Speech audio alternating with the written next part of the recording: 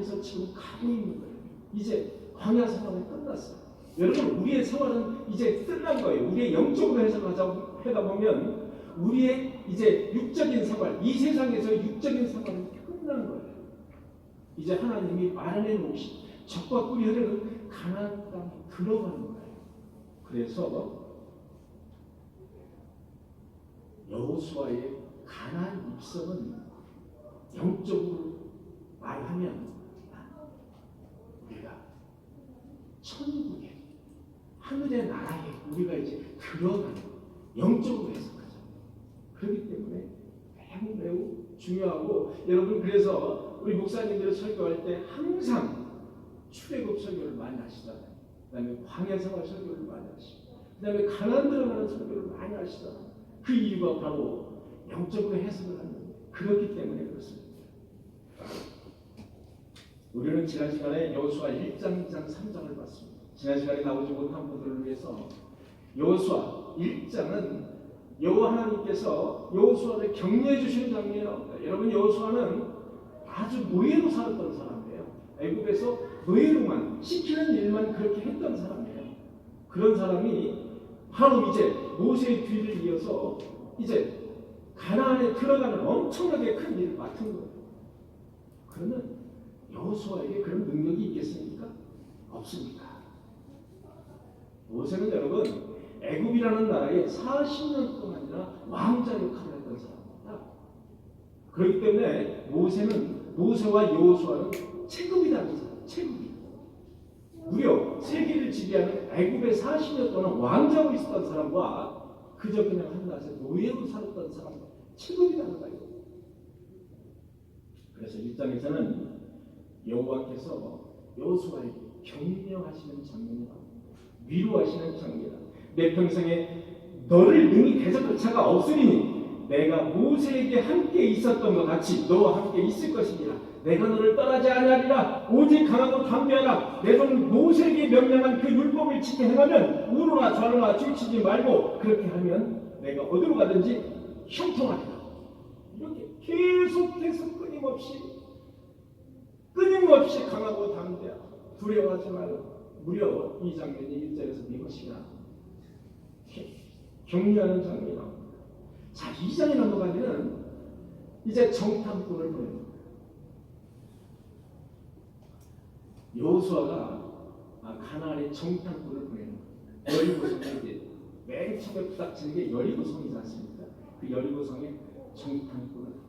그래서 그 여리고성에 정탐꾼을 보내는데 그 정탐꾼을 보내는데 라합이라는 여자가 이제 거기 기생 라합이라는 여자가 있었죠. 기생 라합이 이제 아주 유명한 고백이 있습니다. 여호와께서 이 땅을 너에게 주신 줄을 내가 안다는 거예요. 여러분, 라합은 이방인이에요. 라합은 히브리 여자가 아닙니다. 이방인입니다. 하나님을 믿지 않는 이방인들이 드글드글대는 데가 가나안이에요. 근데 여호와께서 이 땅을 너에게 주신 줄 내가 안다는 거예요. 우리가 너희를 심히 두려워한다는 거예요. 이 땅 주민들이 다 너희 앞에서 간담이 녹는다는 거예요. 나는 홍해물을 마르게 하신 일과 아모리 사람들을 전멸시킨 일을 우리가 다 들어서 안다는 거예요. 우리가 듣자 곧 마음이 녹았다는 거예요. 너희로 말미암아 사람의 정체를 잃었다는 거예요. 라합이 이렇게 유명한 고백을 합니다. 너희의 하나님 여호와는 위로는 하늘에서, 아래로는 땅에서 하나님이시다. 하늘에서도 땅에서도 하나님이시다. 내가 인정하고 내가 신뢰하고 내가 믿는다라는 아주 유명한 고백을 라합이 합니다. 기생가. 그래서 기생가이 쭉쭉쭉쭉 내려와서 다윗 더 내려와서 예수 그리스도의 DNA 혈통이 된다는 사실.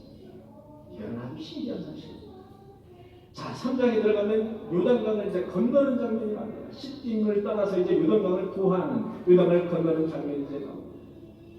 당시에 요단강은 강이 불어서 여러분 지난주에 헬몬산 여러분 말씀드렸죠. 헬몬산에서 3월 4월 되면 이제 막 눈이 녹아요. 눈이 녹아서 요단강이 보통 때는 이렇게 발을 걷어 붙이고도 건널 수 있는, 얕은 데는 그럴 수 있는 강이에요. 그런데 3, 4월경 되면 요단강이 3m, 4m까지 수위가 올라가요. 강둑까지 수위가 올라가서 건널 수가 없습니다. 떠내려가요, 사람은. 건널 수가 없네. 바로 그때에 이제 보리가 이제 영드는 그런 시기가 되겠습니다. 그때에 요단강을 건너는 장면, 그 장면이 바로 3장에서 나오는 장면이 되겠습니다. 오늘은 이제 4장, 5장, 6장, 7장 여러분과 함께 보도록 하겠습니다. 자, 이스라엘 백성들이 약 200만 명입니다. 자, 약 200만 명이 이제 요르단강이죠. 요르단에 이제 속해 있기 때문에 요르단강입니다. 요단강은 이제 200만 명이 그 요르단강을 건넌다고 할 때 과연 시간이 얼마나 걸릴까요? 신학자들이 분석해 보니까 한나절, 그러니까 오전 내내, 그것도 헤엄쳐서 건너는 거 못 건너고 마른 땅으로 건넜을 때 200만 명이 건널 수 있다. 오전 내내 건너야 된다는 거. 마른 땅. 자, 4장 2절을 보도록 하겠습니다. 백성의 각 지파에 한 사람씩 12사람을 택하라 이거예요. 12사람, 각 지파, 12지파가 있었죠? 12지파에 한 사람씩 택하라 이겁니다. 그들에게 명령하여 이르기를 요단 가운데에 제사장들이 발이 굳게 선 그곳에 돌 12를 택하여. 자, 제사장들의 발이, 자, 요단 강에 이렇게 서 있죠? 요단 강에 이제 여호와의 궤를 메고 요단 강 한 가운데 딱 쓰자마자 요단 강물이 멈춰섰죠. 마치 뚝으로 넘치듯이 요단 강이 멈춰서고 요단 강이 그냥 말라버렸죠. 요단 강이 말라서 거기를 이제 건너는 겁니다. 제사장들의 발이 굳게 선 그곳에서 돌 12를 택해서 그것을 가져다가 오늘 밤 너희가 묵을 유숙할 곳에 두게 하라. 이것이 여호와의 명령이 되겠습니다. 그들은 하나님의 말씀대로 12개의 돌을 그 제사장들의 발이 굳게 선 그곳에서 12개의 돌을 가져다가 그들이 유숙할, 이스라엘 백성들이 유숙할 곳 길갈이라는 곳이었습니다. 길갈에 두게 하셨습니다. 한번 지도 좀 한번 넘겨주시기 바랍니다. 예, 여러분 보시면은 시딤이 있었죠? 네, 시딤 있고 그 다음에 길갈이 있죠. 여리고성 바로 위에 길갈이 있습니다. 그 다음에 바로 다음에 아이성이 있습니다. 그죠? 네, 요걸 한번 이렇게 한번 봐주시기 바랍니다. 자, 길갈에 그것을 이제 두게 하라는 겁니다. 6절을 보니까 그것이 너희 중에 표징이 되리라. 그것이 너희 중에 여호와의 표징이 되리라. 징표가 되리라. 기념비가 되리라 입니다. 너희의 자손들이 물어서 이 돌이 무슨 돌입니까? 라고 묻거든 그들에게 이르기를 요단강 물이 여호와의 언약궤 앞에서 끊어졌으니 곧 언약궤가 요단을 건널 때에 요단물이 끊어졌으므로 그 돌들이 이스라엘 자손들에게 영원히 기념이 되게 하리라 하십니다. 기념하는 그런 돌로 너희들이 이 12개의 돌을 거기서 가져다가 너희들이 묵는 그 길갈에다가 거기다가 기념 설치를 해라. 뭐 이런 뜻이 되겠습니다. 이게 여호와의 명령이 되겠습니다. 그래서 여호수아는 그대로 이것을 갖다가 수행을 했습니다. 돌을 다 거기서 집어다 12개를 집어다 각 지파에 한 사람 집어서 12개 집어다 길갈에다가 갖다가 이제 설치를 했습니다. 왔습니다. 그런데 여러분 여호수아는 여호와 하나님이 시키지 않은 일을 하는 장면이 여러분 나와요. 여호와 하나님이 시키지도 않았어요. 그런데 시키지 않은 일을 하고 있어요. 여러분 9절 읽어주시기 바랍니다. 4장 9절. 크게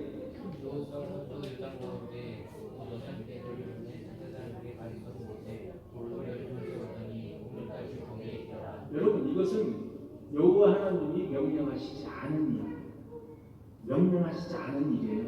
여호와가 알아서 자기가 한 일이에요. 여러분 잘 한번 보세요.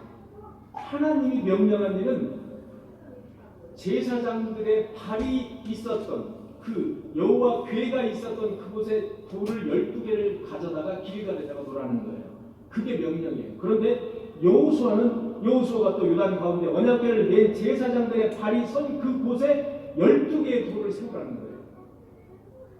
이건 하나님이 시키지 않은 일을 지금 여호수아가 하고 있는 거예요.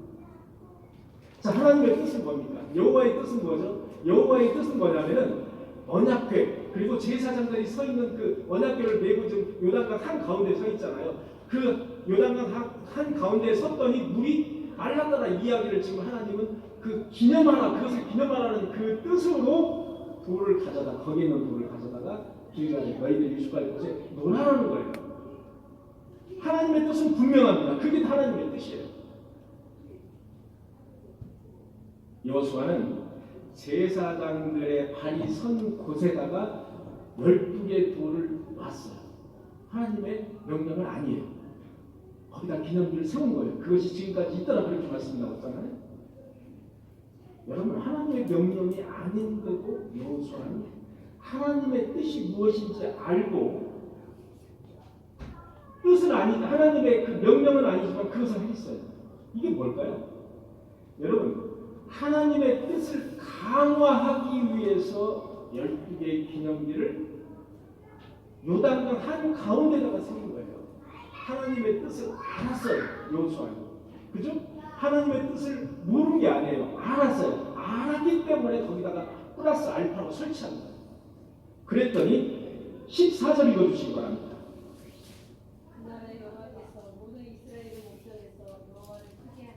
여호수아를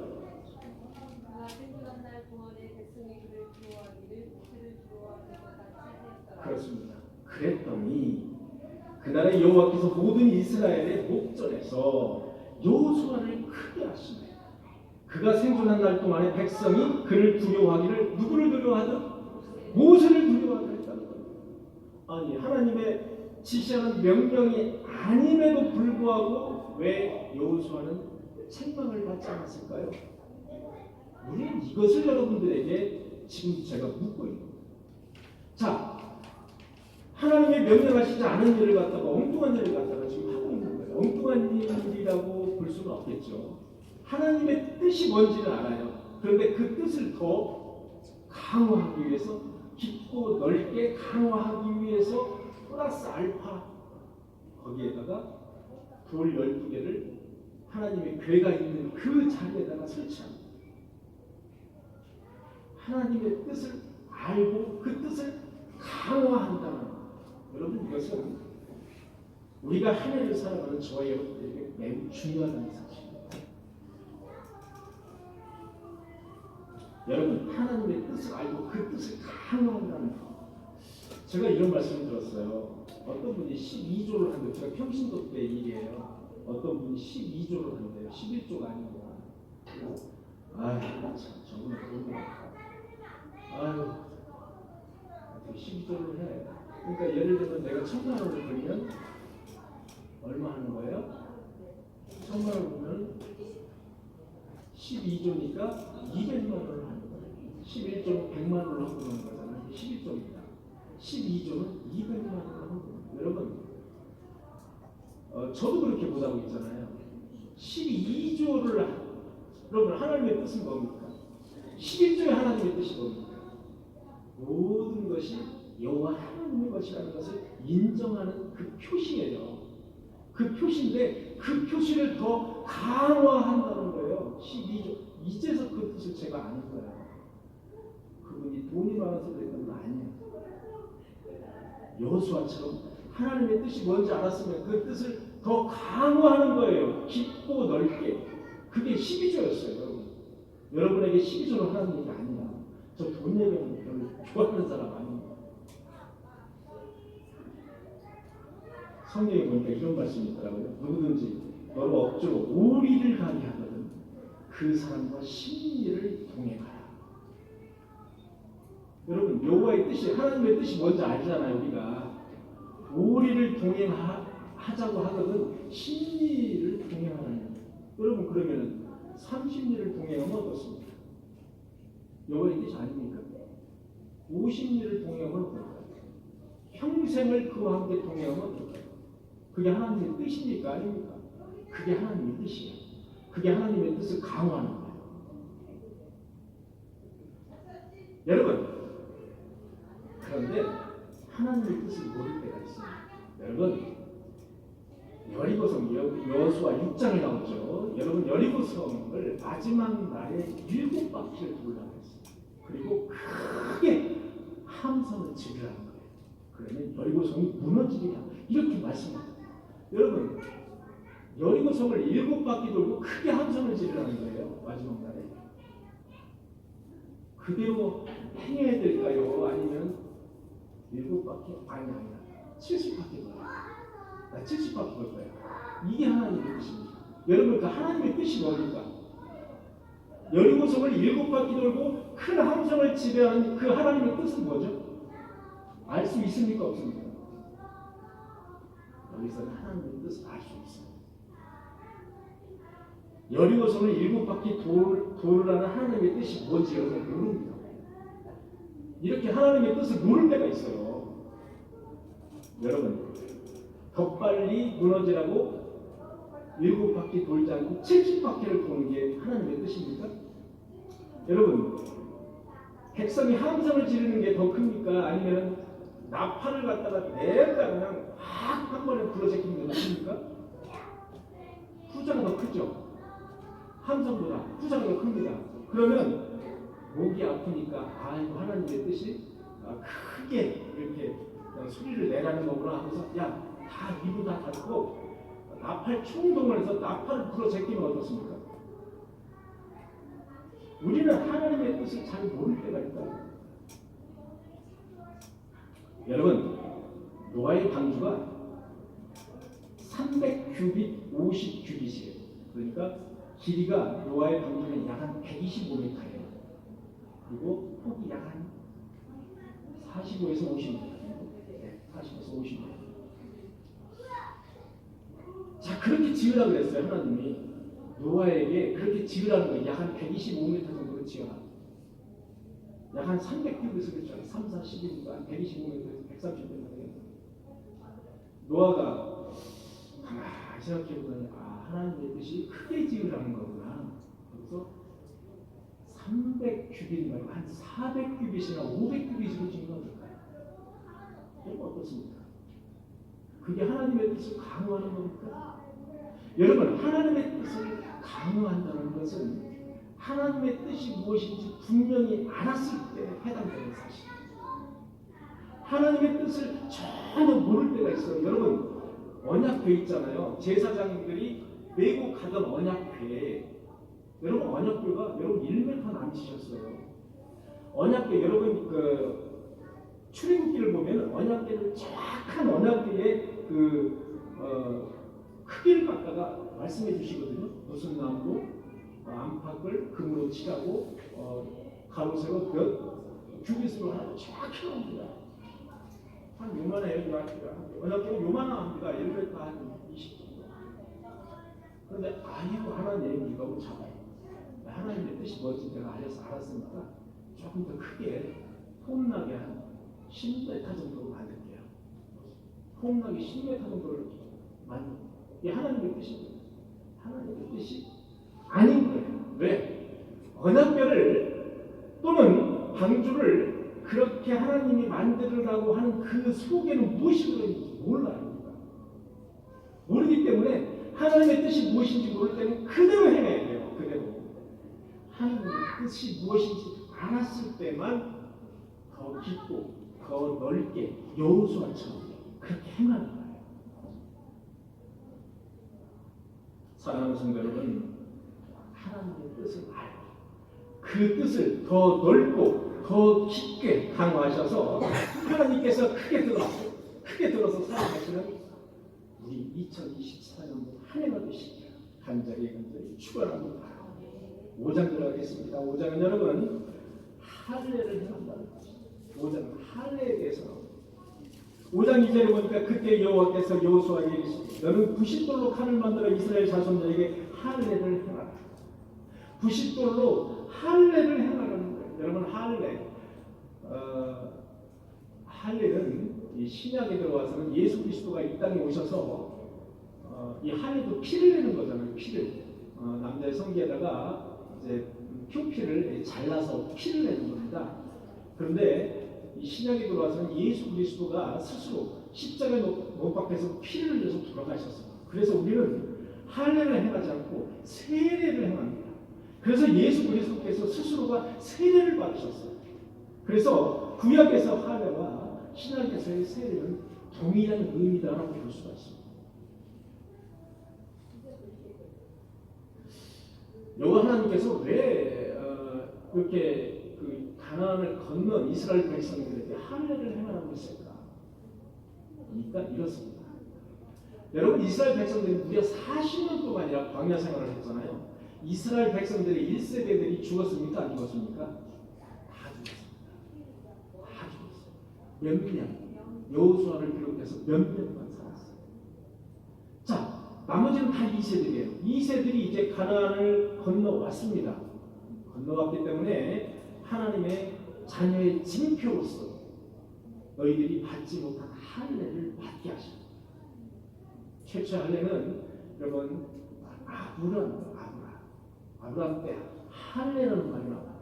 이 할례는 여러분들 나중에 다시 또 좀 자세하게 말씀을 드리기로 하고, 여러분 창세기 17장 10절에 보니까 이런 말씀이 있어요. 너희 중에 남자는 다 할례를 받아 나와 너희와 너희의 후손이 지킬 때 언약이니라. 여러분, 할례는 구약 시대의 언약이에요. 언약이 뭐냐면 약속이에요. 약속. 너희 중에 남자는 다 할례를 받아 나와 너희와 너희의 후손이 지킬 때 언약이라는 거예요. 내 약속, 하나님과 우리 하나님의 백성들 간에 언약이라는 거예요. 약속이라는 거예요. 그래서 할례를 해야 된다는 거예요. 남성의 성기를 포피를 베는 거예요. 거기서 피를 내는 거예요.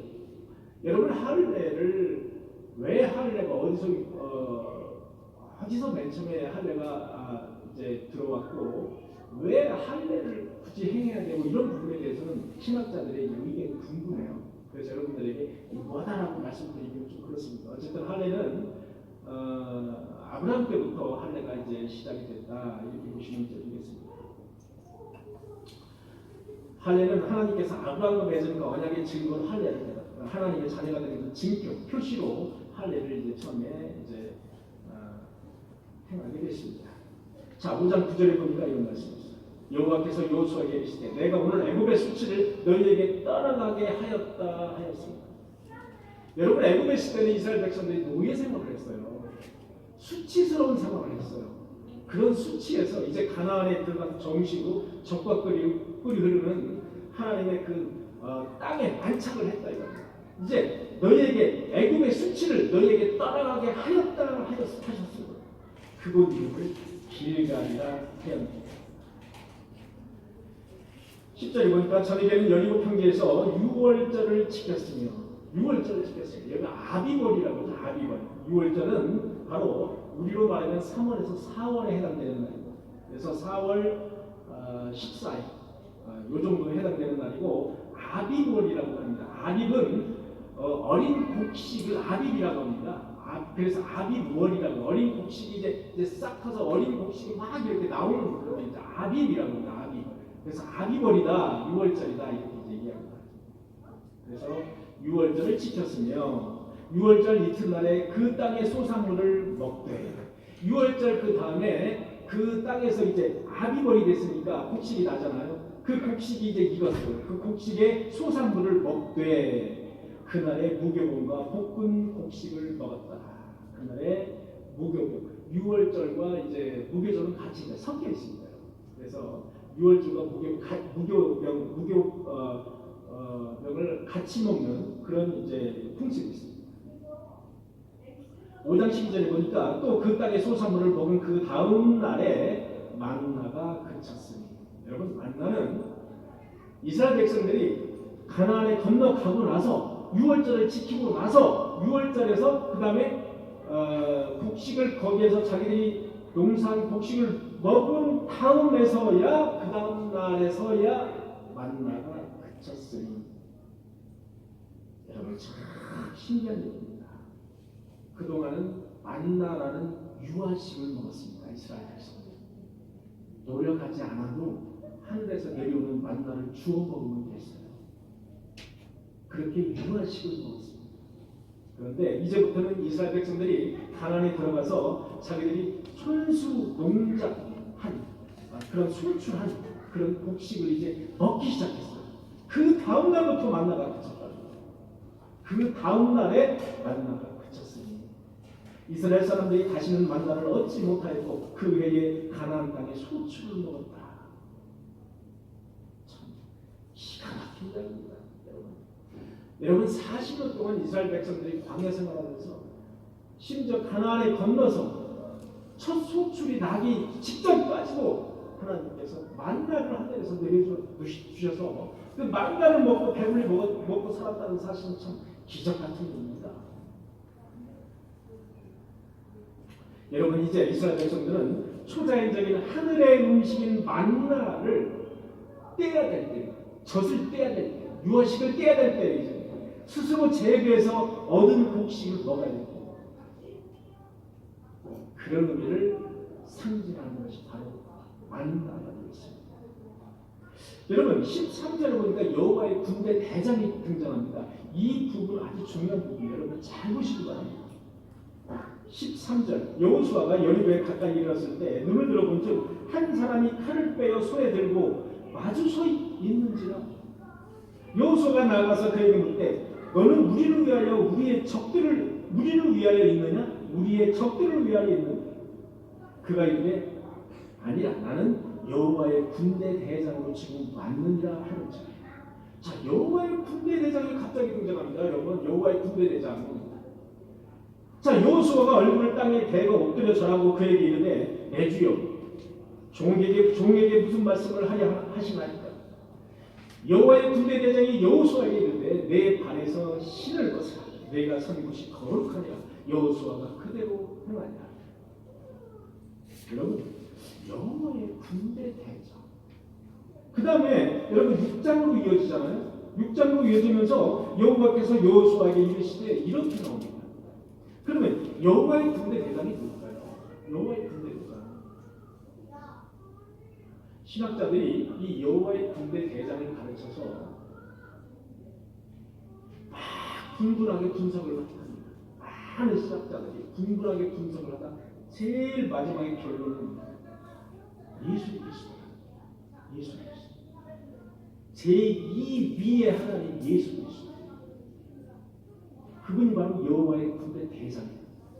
여호수아는 제2의 예수 그리스도를 본 거예요. 여러분. 그 다음에 6장으로 이어지잖아요.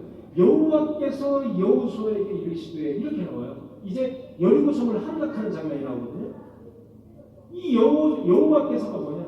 여호와의 군대 대장이에요. 여호와 군대 대장이 말씀하시는 거죠.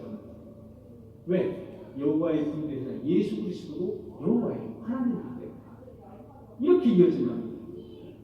그래서 여호와의 군대 대장이 이렇게 5장 13절에서 이렇게 딱 끝인 것이 아니라 6장까지 쭉 여호와의 군대 대장 여호와께서 하나님께서 이르시되 쭉 이렇게 말씀하시는 장면이 등장한다는 거예요. 그래서 여러분들께서는 신약에서 갑자기 예수 그리스도가 등장하잖아요. 신약에서 예수 그리스도가 베들레헴에 나시는 장면이 나오잖아요. 아, 예수 그리스도는 깐난하게 그때부터 시작해서 예수님은 그때부터 이제 있는 분이구나. 이렇게 우리가 착각할 수가 있다. 착각하시면 안 된다는 거예요. 예수님은 바로 하나님이시라는 거예요. 제2위의 하나님이세요. 제1위의 하나님은 하나님이세요. 성부하나님. 제2위의 하나님 예수 그리스도. 제3위의 하나님은 성령 하나님이세요. 그래서 많은 사이비 이단들이 내가 제3위의 하나님인 성령이다. 왜? 성령은 안 보이거든. 성령은 안 보이잖아 우리 눈에. 그러니까 내가 성령이라고 얘기해. 내가 성령이다. 나를 믿어라. 이렇게 이야기하는 사람들 얼마나 많은지 몰라요. 여러분. 이런 이단 사이비들이 주위에 한번 돌아보세요. 얼마나 많은지 몰라요. 그것을 믿고 추종하는 사람들은 뭡니까? 이 승리가 다 빠진 거예요. 진짜 승리가 다 빠진 사람들. 자, 이제 6장으로 이어지는데 6장은 여러분 지난주에도 말씀을 드렸죠. 이제 여리고성이 이제 함락되는 장면입니다. 여호와께서 여호수아에게 이르시되 보라 내가 여리고와 그 왕과 그 용사들을 내 손에 넘겨주었으니 내 손에 넘겨주었다는 거예요. 이미 하나님께서 여리고성을 너희들에게 넘겨주었다는 거예요. 여러분 여리고성 여기 어디 있나? 여리고 좀 있죠. 네. 그래서 예루살렘 바로 위에 있습니다. 여리고. 이미 여리고를 너에게 넘겨 줬다는 거예요. 이미 끝난 거예요. 여리고는 이미 끝난 거예요. 거기에서 다 이루어져. 그래서 6장은 이렇게 여리고성이 함락되는 장면으로 6장이 마쳐집니다. 마지막에 7장입니다. 이스라엘 백성들은 이제 신이 났습니다. 여리고성을 싸우지도 않았는데 하루에 한 바퀴씩 마지막 날에 7바퀴를 돌으니까 여리고성이 무너졌어요. 이야, 이거는 그냥 거저먹기네. 너무 거저먹긴 거예요.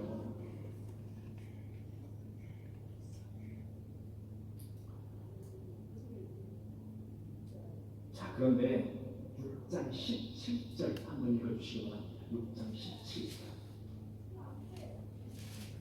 성과 그 가운데 있는 모든 것을 여호와께 온전히 바치되 희생 나아가 그의 공부하는 자를 모두 살려주라.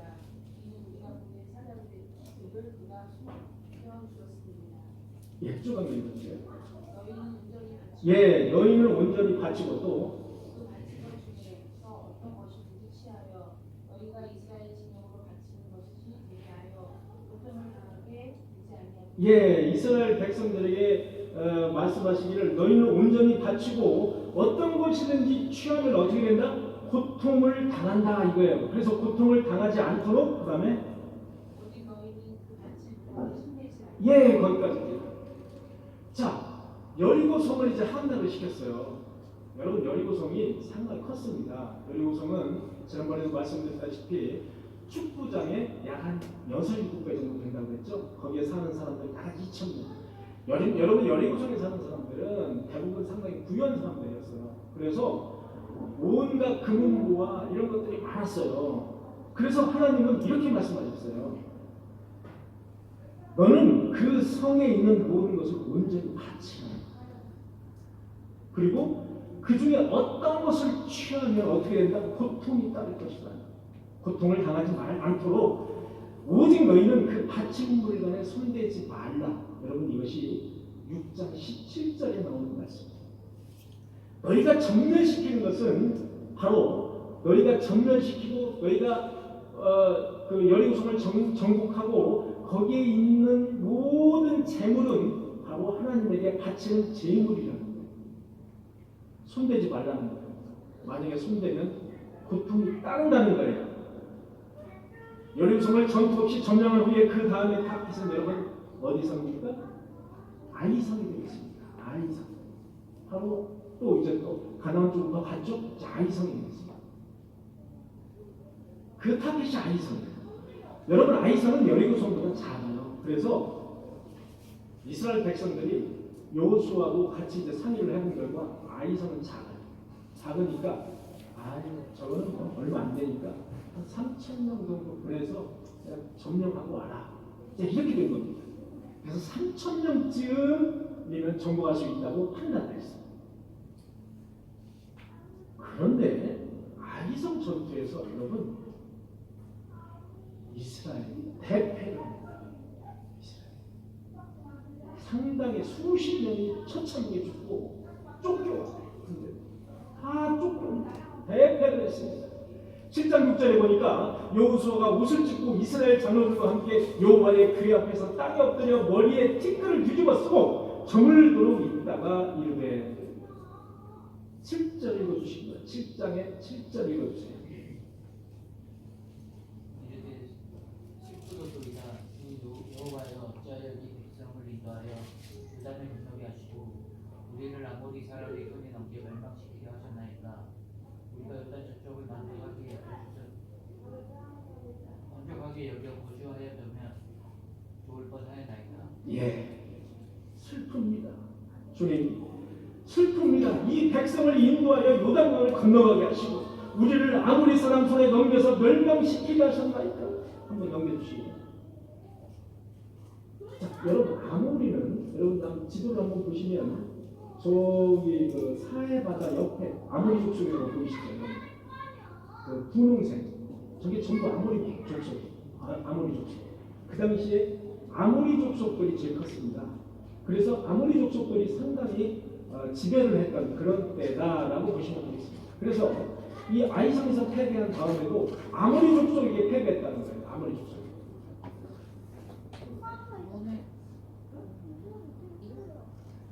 슬픕니다. 주님, 이 백성을 인도하여 요단강을 건너가게 하시고 우리를 아모리 족속에 그 멸망시키게 하셨나이까. 이제 겨우 지금 이제 여기까지 왔는데 이제 아모리 족속에 이렇게 우리를 멸망시키려고 여기까지 지금 오게 했습니다. 이렇게 여호와 하나님을 약간 원망하는 그런 자세를 취하였습니다. 주여, 이스라엘이 그 원수들 앞에서 돌아섰으니 내가 무슨 말을 하옵니까? 이스라엘 백성들 이렇게 한탄하는 장면이 나옵니다. 자, 10절 읽어주시기 바랍니다. 여호와께서 여호수아에게 이르시되 일어나라 어찌하여 이렇게 없 네, 계속 읽어주시기 바랍니다. 이스라엘이 범죄하여 내가 그들에게 명령한 나의 언약을 어겼으며 또한 그들이 온전히 바친 물건을 가져가고 도둑질하며 속이고 그것을 그들의 물건들 가운데 두었느니라. 그러므로 이스라엘 자손들이 그들이 원수 앞에 능히 맞서지 못하고 그 앞에서 돌아섰나니 이는 그들도 온전히 바친 것이 됨이라. 그 온전히 바친 물건을 너희 중에서 멸하지 아니하면 내가 다시는 너희와 함께 있지 아니하리라. 그렇습니다. 온전히 바친 물건을 제하기까지, 온전히 바친 물건을 원상 회복하지 않으면 내 원수들 앞에 등이 너희들이 맞서지 못하리라.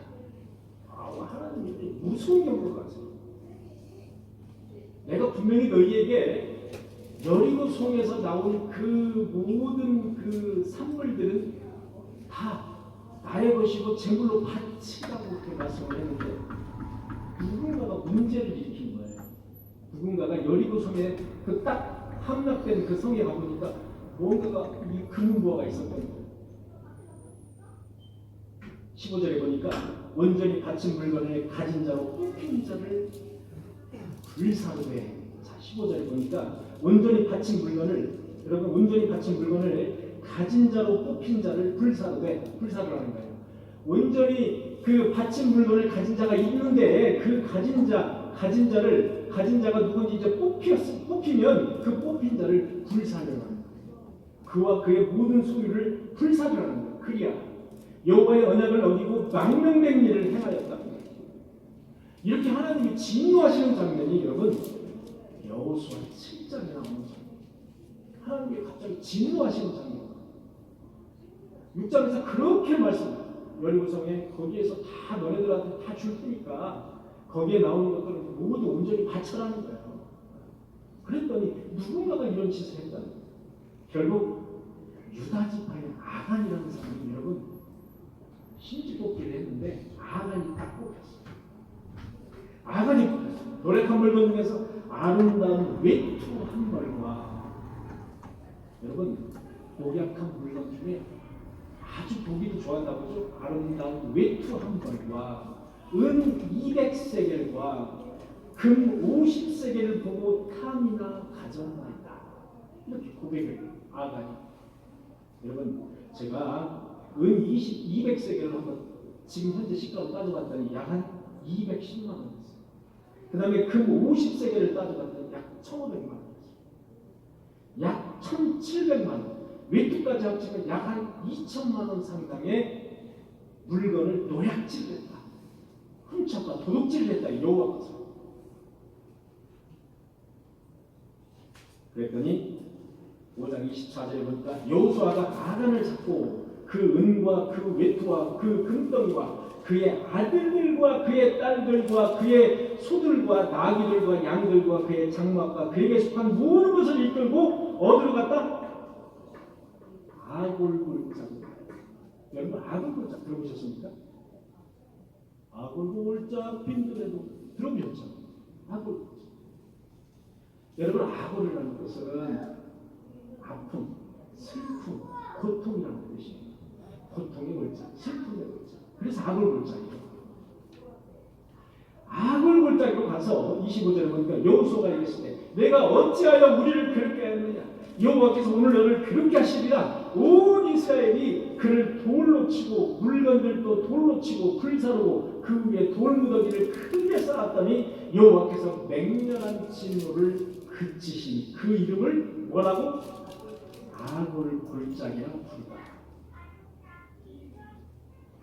여러분 때로는 여호와 하나님은 이렇게 복수의 하나님이세요.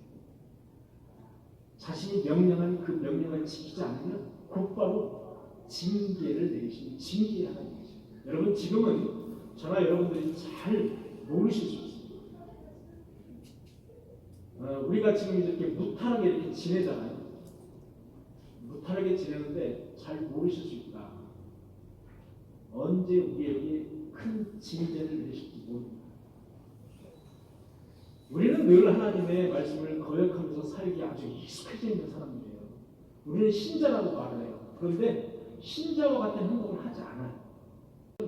괘씸해요. 당장 우리에게 이렇게 아간에게처럼 당장 불호령을 내리시지 않아요. 그러나 우리는 언젠가는 징계를 당할 날이 있어요. 여러분 그걸 알으셔야 돼요. 그거를 알으셔야 돼요. 저는 그거를 뼈저리게 느끼는 사람. 뼈저리. 여러분 언젠가 징계를 당하고 후회하지 마세요. 징계 당하시고 후회하지 마세요. 여러분 징계 당하고서 저는요 그 징계가 뭔지도 몰랐어요. 여러분 저는 징계를 2번이나 당했습니다. 근데 그 징계가 뭔지 몰랐다니까 제가. 왜 나에게 이런 일이 있는지 몰랐다니까. 제가 그걸 몰랐던 사람이에요. 여러분 제가 하나님의 일을 하고 찬양하고 가서 성가대 지휘하고 찬양이라는 온통 찬양을 다 하고 뭐 하나님을 믿는다고 그냥 왔다 갔다 막 바꾸게 하고 세상 사람과 구별되게 살았지만 저는요 그 징계가 무엇 때문에 내가 징계를 받는지를 몰랐던 사람이에요. 여러분 징계 당하시지 말고 신자는 신자답게 성도는 성도답게 이렇게 행동하시고 됩니다. 그것이 바로 교회에서 가르치는 일이에요. 저도 그렇게 못해요. 그런데 그런 말을 교회에서 해야 돼요. 하나님의 말씀이기 때문에. 여러분 아간을 보세요. 아간을. 하나님이 명령한 그 명령을 지키지 않은 하나님의 그 재물인 그 재물을 노략질하고 훔쳐내면 어떤 일이 발생하는지 여러분들 한번 성경을 믿는다면 성경을 믿는 신자들이라면 똑똑히 한번 보시라. 아간뿐이 아니라 아간의 식구들, 딸, 아들, 거에 딸린 양, 염소 모든 게 딸린 장막까지 모두 들고 가서 태우고 그랬더니 그때서야 맹렬한 여호와의 진노가 그치셨다는 거예요. 그것이 지금 악의 글자면 우리가 지금 알고 있는 그것이 악의 글자. 아간이 여호와의 공의의 한 언약을 파괴했어요. 이적인 그런 탐심이 있었어요. 그래서 이스라엘 그 백성들을 공동체를 위기에 빠뜨렸습니다. 그게 바로 아간이 한 거예요. 다 그런 것도 아니에요. 아간 한 사람이 한 거예요. 어떤 공동체에 어떤 사람이 이런 탐심적인 일을 하면 그 사람만 하나님이 징계하시는 게 아니에요. 그 공동체 자체를 징계하시는 거예요. 아이성에서 대패했듯이 그 공동체 자체를 폐하게 만드신다는 거예요. 그거를 저와 여러분들은 분명히 아셔야 됩니다. 그런 아름답고 값이다라는 그런 물건들을 보자마자 취하고 싶었어요. 훔치고 싶었어요. 탐하고 싶었습니다. 여러분 인류의 시대인 아담도 먹어서는 안 될 그 선한 떡을 탐심 때문에 먹었어요. 여러분 다윗 왕도 밧세바를 차지하고 싶은 그 탐심 때문에 자기의 가장 중심인 우리아 장군을 죽여서 죽이기까지 했어요. 여러분 이렇게 탐심은 무섭습니다. 무서운 죄예요. 무릇 이익을 탐하는 모든 자에게는 다 이러하여 자기의 생명을 잃게 하느니라. 여러분 잠언에 나오는 말씀이에요. 1장 19절 말씀. 무릇 이익을 탐하는 모든 자의 길은 다 이러하여 자기의 생명을 잃게 하느냐. 여러분 무릇 이익을 탐하는 모든 자의 길은 어떻다? 그 생명을 잃게 합니다.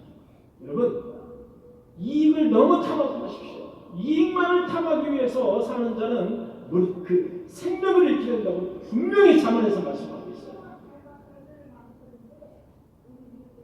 아간은 재물의 탐심으로 말미암아 죽음을 자초했어요. 우리는 아간의 비참한 종말을 지켜보면서 다음과 같은 바울의 말을 기억할 수밖에 없어요.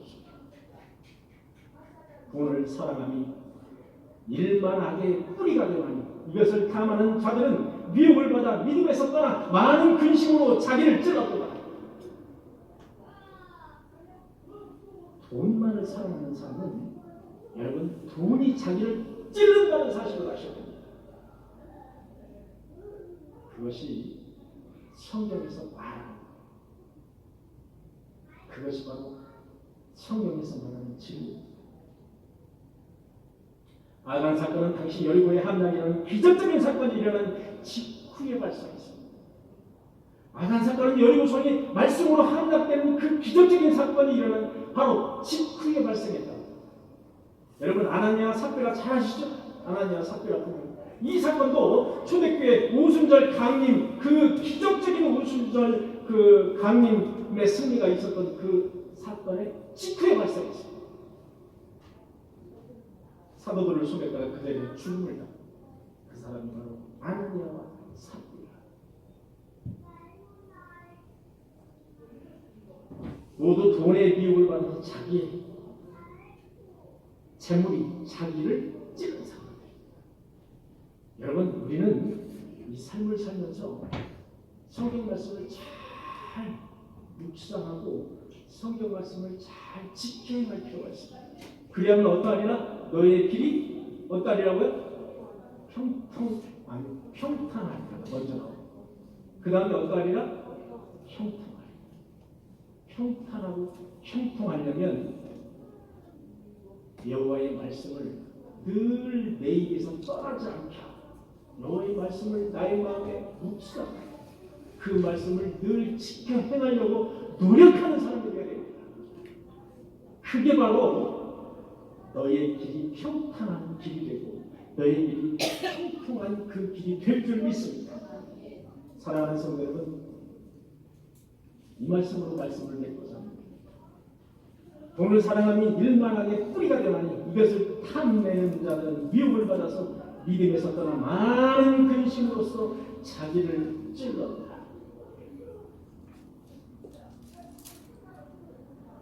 기도하십시오. 주님 감사합니다. 우리는 이 세상을 살아가면서 재물과 돈의 탐욕으로 온갖 물질이 나의 머리를 지배하고 살 때가 있습니다. 주님 그러나 하나님의 말씀대로 살아갑니다. 하나님의 말씀이 나의 늘 입을 지배하게 하시고 나의 심령을 지배하게 하시고 하나님의 말씀을 늘 지켜 행함으로 나의 2024년 한 해가 평탄하며 형통한 한 해가 되게 하여 주옵소서. 예수 그리스도의 이름으로 기도하옵나이다. 아멘.